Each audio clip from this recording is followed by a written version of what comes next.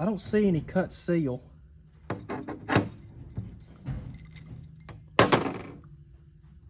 These don't feel bad, and the internal one doesn't feel bad either.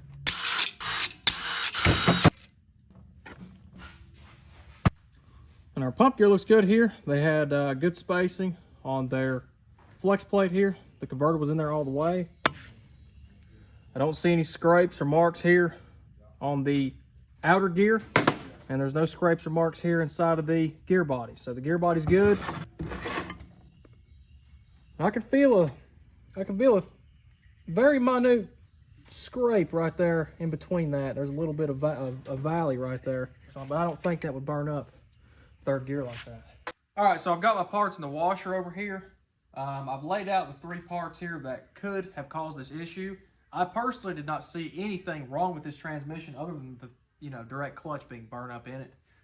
We still are going to have to find out where that came from. We can do a leak down on the test, we can vacuum test the valve body, and we can change this drum out.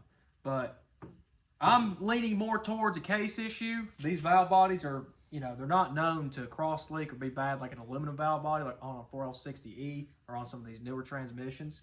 I've never had a problem out of a valve body like that with a 350. So I'm leaning more towards a case issue. And again, this case is probably 50 years old. This case could have been submerged in water, frozen over time. There could be a hairline crack within these worm tracks in here somewhere. We just don't know.